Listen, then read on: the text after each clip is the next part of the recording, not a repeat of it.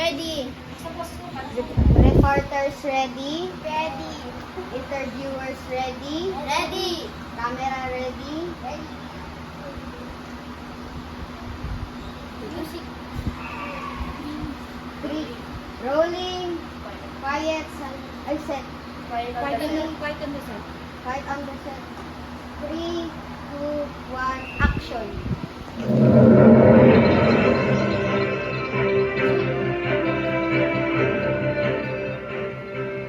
Good morning and welcome for today's broadcast here in Science News TV.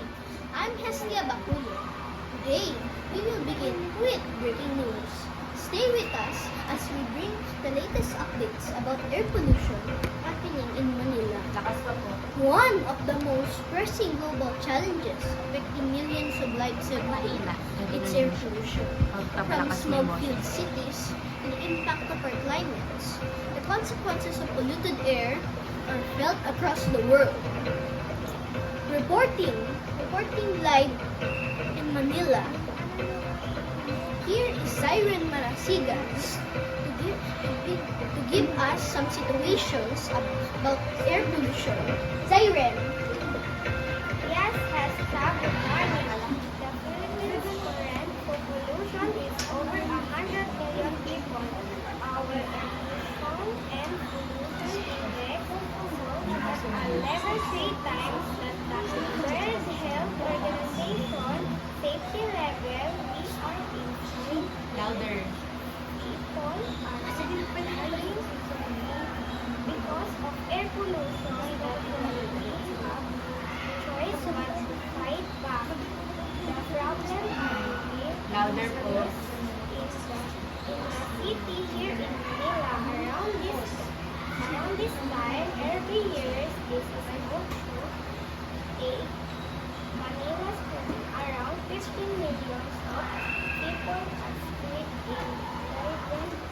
The factor include heavy traffic, industrial activities, and urbanization. As you can see at the Bayba, K-factor contributing to Manila pollution include: first, traffic emission.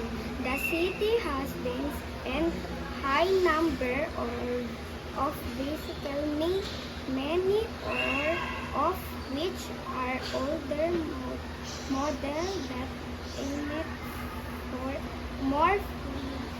The Philippines transporting is in need of help. People has no choice but to use fossil fuel. These bicycle. Let's interview some residents here in Manila. Sir, what is your experience as commuter?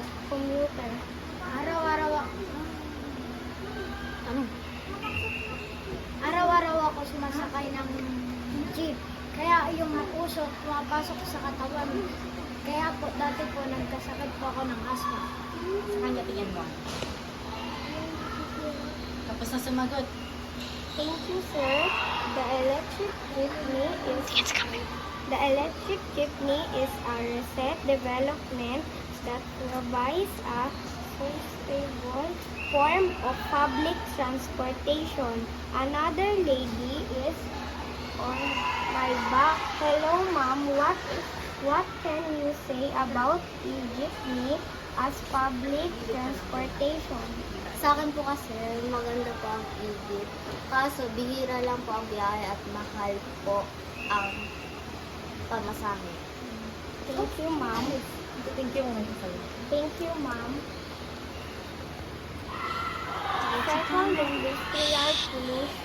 Second, the industrial pollution. Factory and power plant contribute to release of harmful chemical into the air. Third, urbanization. As Manila continue to grow rapidly, expand of urban areas and result in increased pollution from construction waste and energy demand.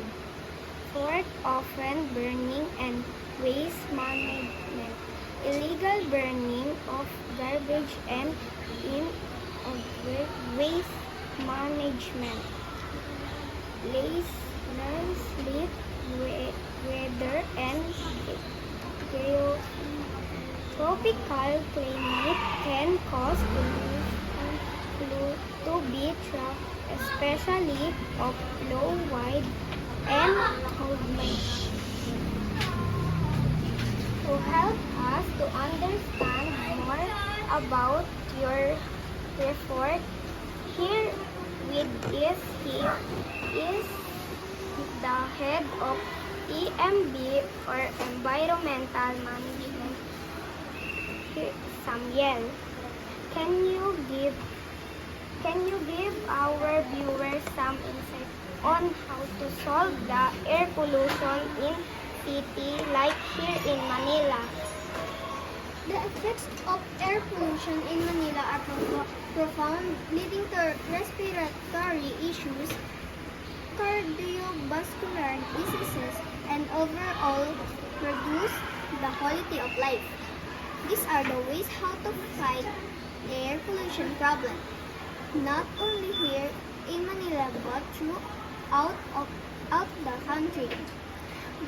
Bicycle emissions standards by requiring strict regular emissions testing.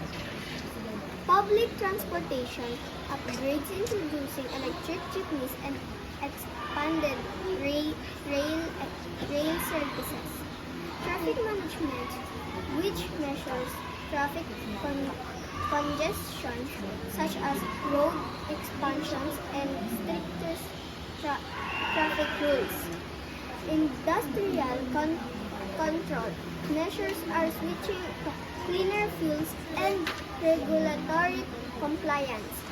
Waste management control, such as waste segregation, biodegradable and non-biodegradable, including recycling of waste, control landfills, and public education. The quality of life. Thank you. The quality of life. These are the way how to fight air pollution problem not only here in Manila but throughout the country. Bicycle emission standard by requiring strict regular emission testing. Public transportation upgrade introducing electric jeepney and expanded rail service. Traffic management, which measure traffic congestion such as road expansion and stricter traffic rules. Industrial control measures are switching to cleaner fuel and regulatory compliance. Waste management control, such as waste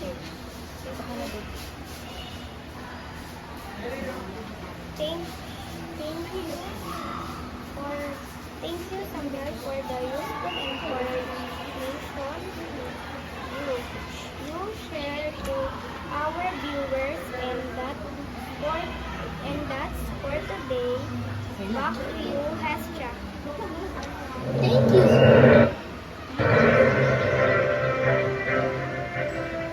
Thank you, Zaire. We learned how air pollution started, how it affects the environment, and how we can prevent it.